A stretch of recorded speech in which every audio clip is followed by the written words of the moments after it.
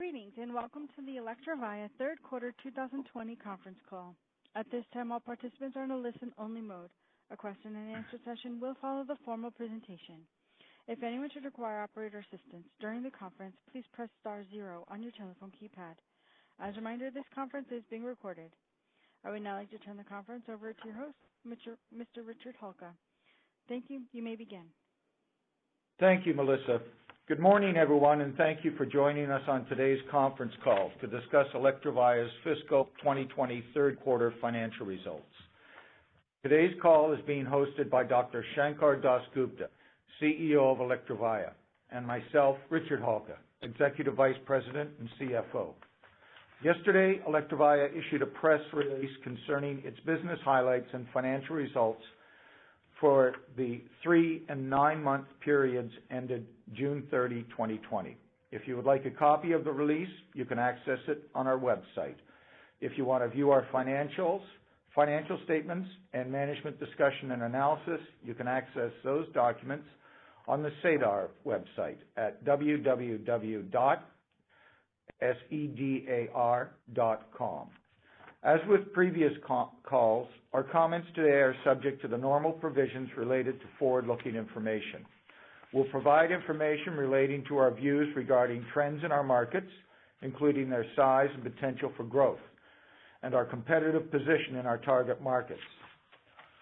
Although we believe the expectations reflected in such forward-looking statements are reasonable, such statements involve risks and uncertainties, and actual results may differ materially from those expressed or implied in such statements.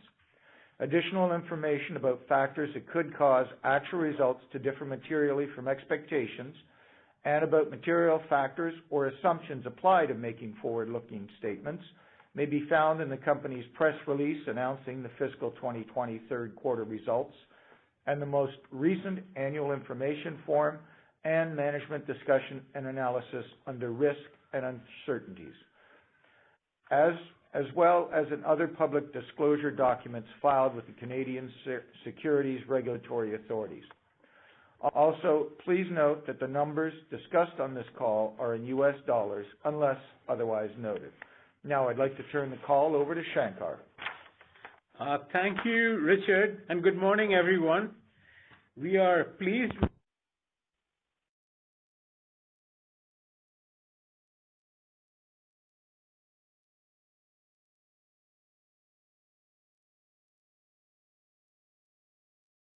Ladies and gentlemen, please stand by.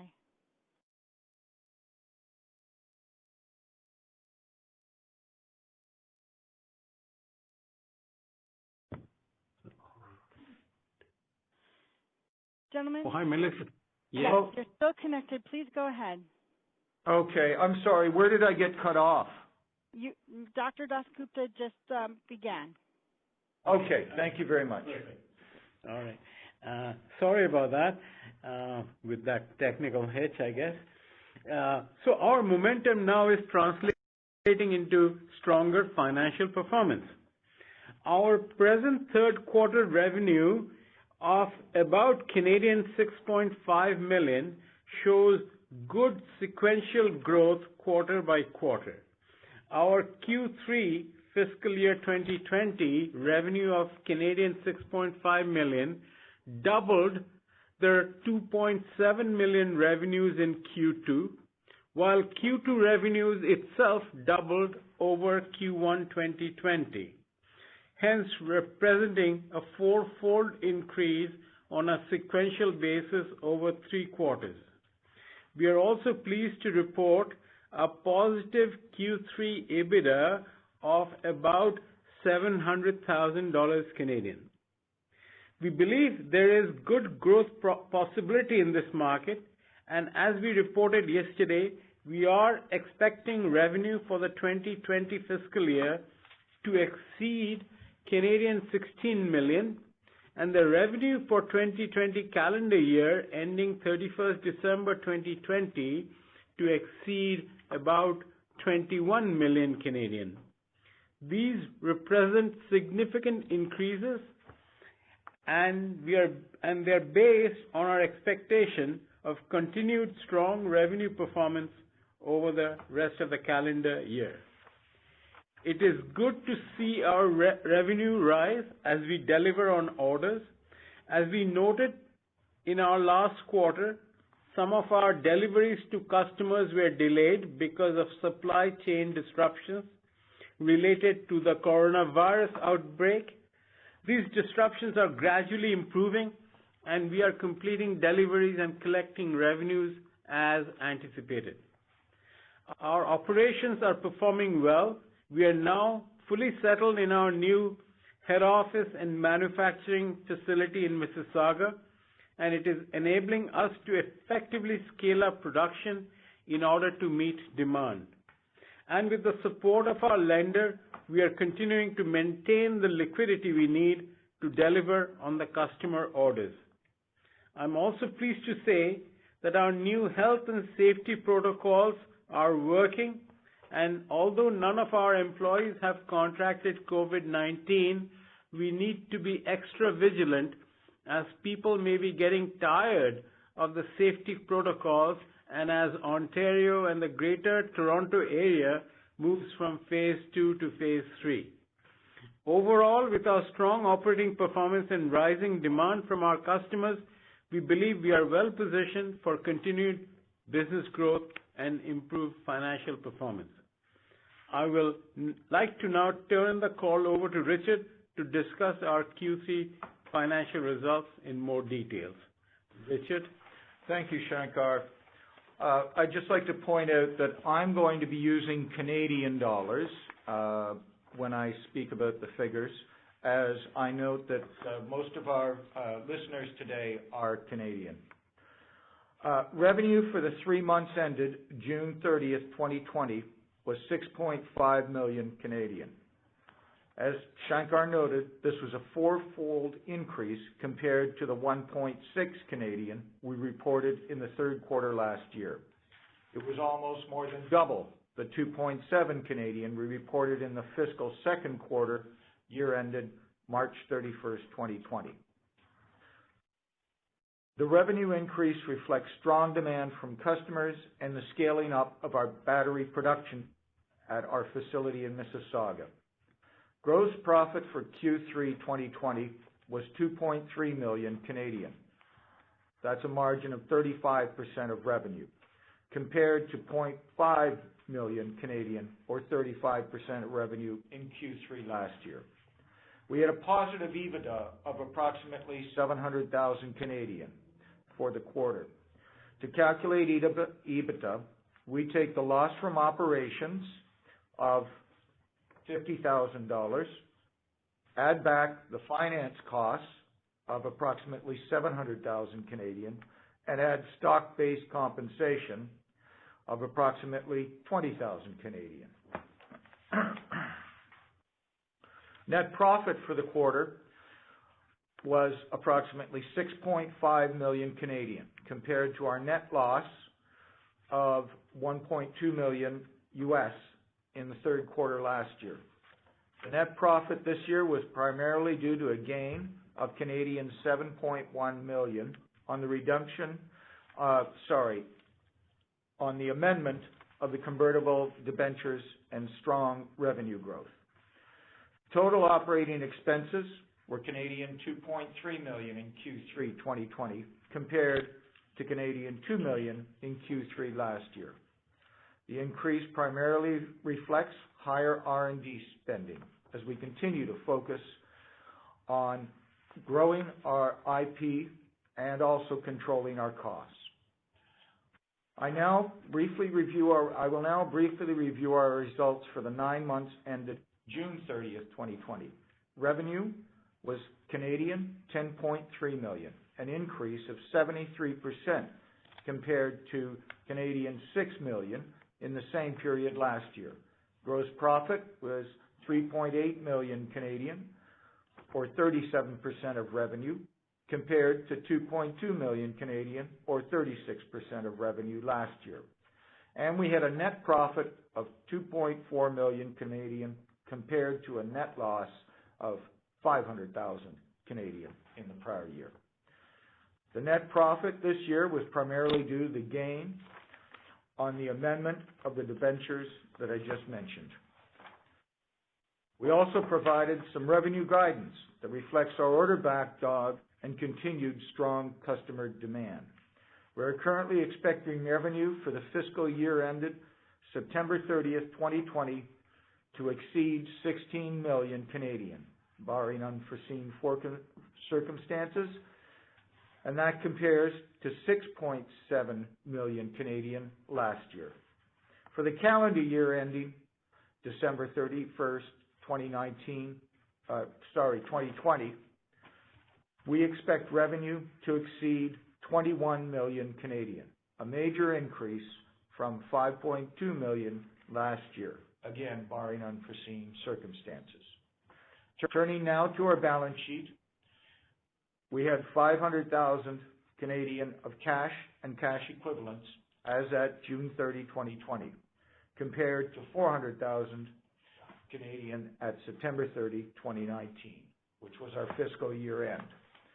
Inventory was 3.7 million Canadian at June 30, compared to 1.4 million Canadian at September 30. We used a total of 1.6 million of cash in operating activities during the third quarter, compared to 2.3 million Canadian in Q3 2019. We continue to manage our working capital and our costs carefully. I would also like to review some important recent developments related to our balance sheet. In April 2020, we announced that we amended the terms of our 15 million Canadian convertible debentures with a 9% coupon. We paid the lender $2 million in cash and issued 2 million of common shares of Electrovaya and agreed to a further 2 million cash payment on or before September 29th to satisfy all obligations under the debenture, including accrued but unpaid interest.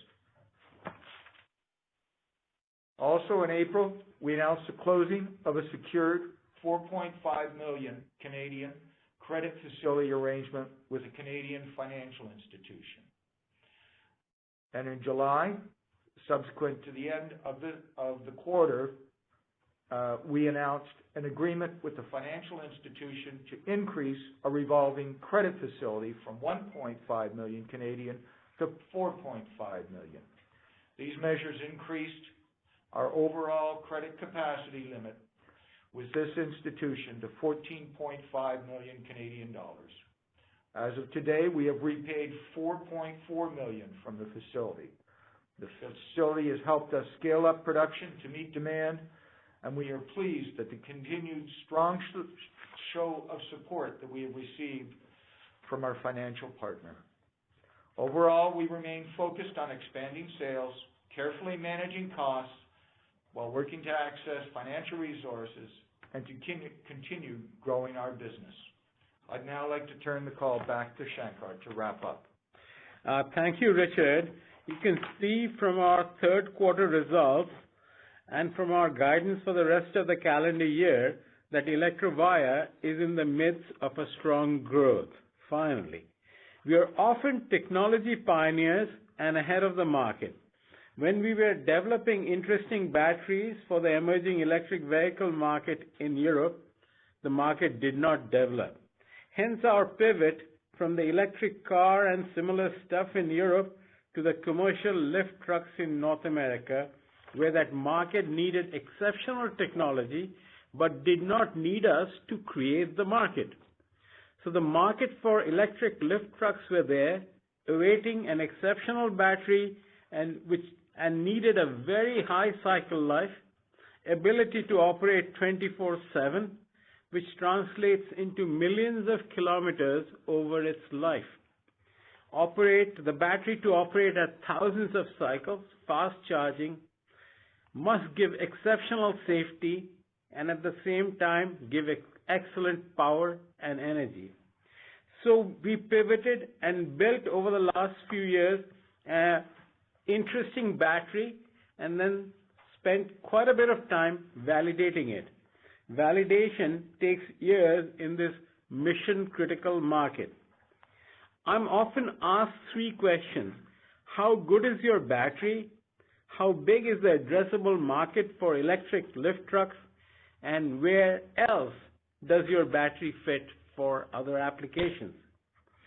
On how good is your battery, I believe our battery technology must be pretty good, as otherwise why would so many Fortune 500 companies repeatedly start purchasing from us for their mission-critical application of moving goods efficiently? Similarly, we get some assurance that the major OEM in North America is our sales channel partner. We have now delivered over 700 batteries, which is powering 700 electric lift trucks, and we have supplied over 1,000 batteries for automated guided vehicles, mainly supplying to large, sophisticated Fortune 500 companies. How big is this addressable market? I really do not know and can only guess. I'm told there are several million lift trucks operating in North America, a market big enough for us. How do we reach this massive market? We are reaching this market through direct sales and through the OEM channel. We are partnered with a major OEM. The market is both for new electric lift trucks as well as for the upgrade. Once you get used to lithium-ion batteries, it is addictive. Nothing else comes near it. Imagine powering your mobile phones or laptop computers with lead-acid batteries or hydrogen fuel cells or propane or diesel. The addictive transformation to lithium-ion is happening, and we feed that addiction. The third question is, what other markets? What other markets needs exceptional long cycle life battery with outstanding safety? Maybe electric buses, electric trucks, electric taxis, solar energy storage, and other plausible markets come to our mind. But our focus is firmly on the electric lift trucks. Although we have a variation of our battery, getting ready for electric buses and electric trucks whenever that market opens up. We look forward to the future with enthusiasm, with its exponential growth possibility. Our EBITDA positive milestone, as Richard mentioned, was important to us. It allows lower cost of working capital and allows for phenomenal growth. But equally important to us and our team is that we are eliminating greenhouse gases at a great pace. One electric lift truck operates 10 to 15 times longer than a regular electric car. Hence, it removes greenhouse gases in a corresponding multiplier. So our evangelical days are over, and we now look forward to potential exponential growth and, importantly, profitable bottom lines. That concludes our remarks this morning. Richard and I would now be pleased to hold a question and answer session. Operator, Melissa? Thank you.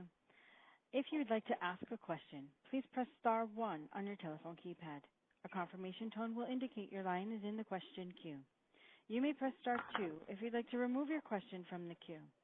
For participants using speaker equipment, it may be necessary to pick up your handset before pressing the star keys. Our first question comes from the line of Ashok Kumar with Think Equity. Please proceed with your question. Okay. Good morning, and Richard, Sankar, and Jason, congratulations. Just a three-part question. One is, you'd mentioned profitability, gross margins in the mid-30s. Do they represent your profitability level at scale? And the timeline where on a cash flow basis and the revenue level that you reach sustainable profitability. To Sankar, you'd mentioned about supply chain normalizing. What timeline do you see that you're at pre-pandemic levels?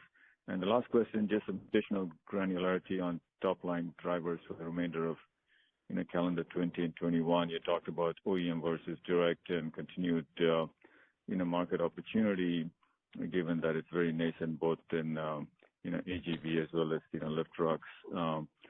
Just what are you seeing in the pipeline over the next 6 quarters, right? That gives you confidence that you can maintain the revenue momentum. Thank you once again, and congratulations. Thank you, Ashok. It's Richard here. I'll take the first question and then pass it over to Sankar for the second and third. With regards to our gross margins, I think you'll see that when you look back, we've been very consistent around that 35% mark. So we have a great deal of confidence going forward. There are two sort of counter movements of that. One, of course, is pricing pressure, which would tend to push that margin down. But we've been able to offset that with both efficiency gains in terms of cost efficiency, economies of scale, et cetera, but also technology gains in terms of improving our cells and all aspects of the battery. So we would see that being very sustainable moving forward. As far as the positive EBITDA is concerned, I think you can see, and we've demonstrated, we've crossed over that break-even point, and we feel at this level and moving forward at even a greater level of revenue, we should be able to maintain and increase our positive EBITDA. So I think we're pretty. We feel pretty much that we've come around the bend here and are very well positioned for some good growth going into 2020, concluding 2020 and going into 2021. So I'll turn it over to Sankar for the second and third. Good to hear from you, Ashok. The two questions, one was the supply chain normalizing. Yes, the supply chain has normalized now pretty much for us.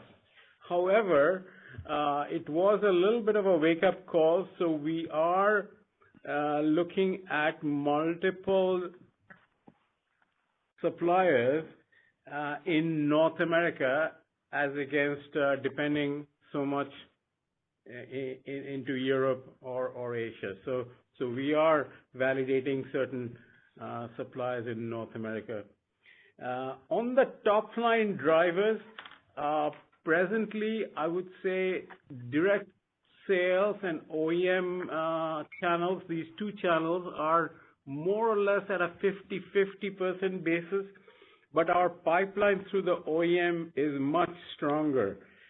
This particular OEM has got tremendous reach into the market, and so going forward we see OEM-driven sales through the OEM channel will become larger. Although we had started from top down, we went after the very large companies on a direct sales basis, and they have very large pulling power as well. So hard to say, but we see that pipeline to be very, very strong over the next little while.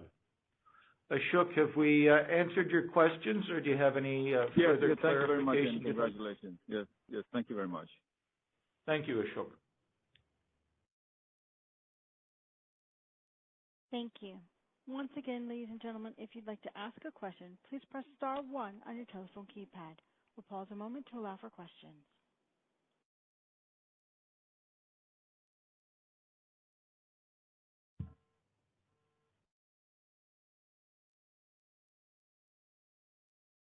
Thank you. Our next question comes from the line of Bob McWhirter with Selective Asset Management. Please proceed with your question. Right. Can you run me through the kind of guidance towards sales in the coming quarters? You basically said the 12 months ended September will be $16 million Canadian, and if I work the kind of previous 3 quarters of U.S. numbers, convert them back, I get a number of sales expected, and then I've done the same thing for December, and I just wondered if you could end up making it so that you can just say, okay, it's pulling all the numbers out from the 16, the 16 Canadian and the 21 Canadian. What are the actual numbers for Q3 and Q4 implied on those estimates? Or sorry, Q4 and Q1. Yeah, Bob, we haven't. It's Richard here. Bob, I think, I'll leave it with you and the reader. We haven't gone into specific quarter-by-quarter analysis, but I think as you look at it, it's pretty clear to see that what we've established in this quarter, we certainly see that continuing. And we okay, so let me come at it a different way, because you'll understand why I'm scratching my head. If we take basically the coming quarter, in other words, the most recent quarter you had, a year ago you had sales of $500,000 US, $90.9 million US, $1.9 million US, most recent quarter 4.8. Roll all that up together and you end up saying, okay, we've got, if I understand correctly, $11.5 million on trailing 12-month sales. I look forward to see, okay, what's the insight with regard to September? I take the 0.9 US, 1.9 US, most recent quarter 4.8, and I get, where are we here? $10.5 million Canadian. Subtract your 16 as far as the total number, and 16 minus 10.5 gives me $5.5 million worth of sales. And I'm scratching my head because the most recent quarter was $6.5 million Canadian equivalent, and yet you suggested overall, geez, our business is getting brisk and getting brisker, and that's why I'm struggling with okay, if I've done my numbers right, the coming quarter will be $5.5 million worth of sales, and then if I do the same thing for Q1 / the December calendar quarter, I end up with 1.9 US, 4.8 US, the estimate that I've just done in Canadian, and I end up with a guesstimate of $6.6 million for effectively Q1. And relative to the 6.5 Canadian that you just reported, that doesn't seem to be an awful lot of growth. That's why I'm scratching my head and figuring, okay, clearly you've got all the numbers in front of you, and so I'm trying to figure out and say, okay, given us the overall number is back out the original or the quarter-by-quarter number for September and December, that would be helpful. I follow you now, Bob. I think the operative word in there is exceed. It was not a precise calculation. In other words, we did not say we expect the quarter to be or the year to be X. We said we expect to exceed that. So you could say that that would be where we've set the low point on the bar. We expect to come in over that. We feel a very high degree of confidence that that number is certainly more than achievable. So I think probably, Bob, you could accuse us of being a little too conservative for the next 2 quarters. And I think it's a little understandable as we, move through the calendar year, move through the impacts that we've seen on the world from the pandemic. We feel confident in these numbers and in exceeding these numbers. So I think you're attributing a level of precision to that calculation of the number, which is not there. This would be sort of where we would see coming over. Okay. And does that answer your? Yes, that keeps me happy. And most recently, Walmart Canada suggested they were going to invest some huge amount of billions of dollars, $3.5 billion over the next 5 years in Canada. And obviously they've got a portion of web-based, and they've described in their press release they're going to be building 2 new distribution centers. I'm assuming that the logic is, since they are one of your large customers, that a fair amount of that Walmart business for the 2 new distribution centers would fall your way as well. Is that a reasonable guess? Bob, I wouldn't want to speculate on specific customers and where they are. I guess, the call is really to look back at our third quarter results. We certainly have a lot of drivers in there and a lot of growth potential. And obviously, we're operating in 3 warehouses for Walmart right now. So I think, there's certainly the potential there. But I wouldn't want to go any farther than that on this call. Okay. Thank you very much. Thank you. Ladies and gentlemen, a final time, we'll pause for any more questions. If you have any, please press star 1 at this time.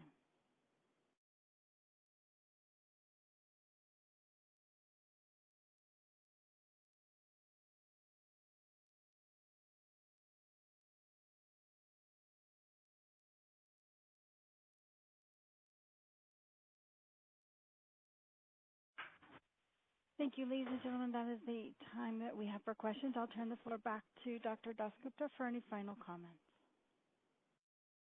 Well, thank you, Melissa. That concludes our call. Thank you for listening in this morning. We look forward to speaking with you again after we report our fiscal fourth quarter results later this year. We wish you all good health and hope you enjoy the rest of the summer. Thank you. Thank you. This concludes today's conference. You may disconnect your lines at this time. Thank you for your participation.